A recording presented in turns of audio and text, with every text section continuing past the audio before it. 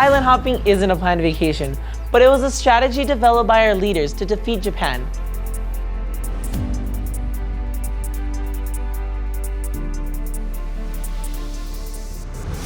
After Midway, Admiral Nimitz looked at the significant expanse of the Pacific. It takes a ship, even today, about 30 days to go from San Francisco to Japan. How was he going to attack that geographic area? They came up with the idea of island hopping. The Japanese had located forces on various islands throughout the Pacific. So what they decided to do was go to one island that would have an airfield so they could use it afterwards, and a harbor so they could use it afterwards, take that island from the Japanese.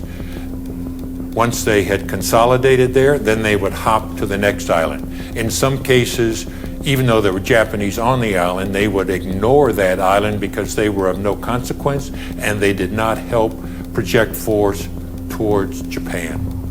One of the islands that we landed on was Peleliu, and the Marines were in charge of that particular landing, and it was one of the bloodiest to date, the bloodiest landing that we had made. Tom Lea had gone from the Navy over to the Marine Corps, was actually reporting to Life magazine on what the Marines were doing. And based on his experience, he knew that the only way that he could accurately report what was happening was to be with the Marines on the island.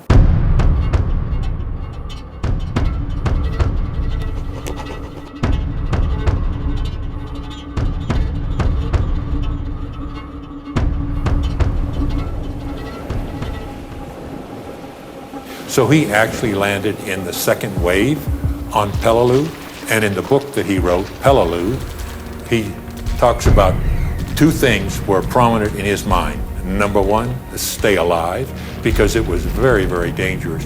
And number two, absorb everything he could about what was going on, because he wanted to accurately portray, both in his writings and in his artwork, what the Marines faced.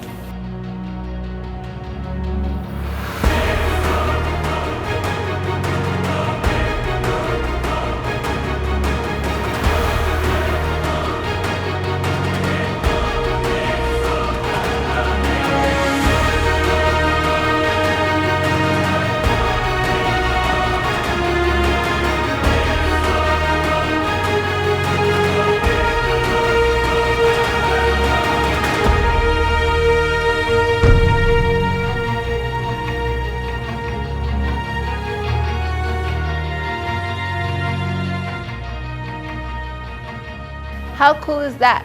Tom Lea put his life on the line to paint the truth, not a slacker. Getting the truth and telling the truth matters big time.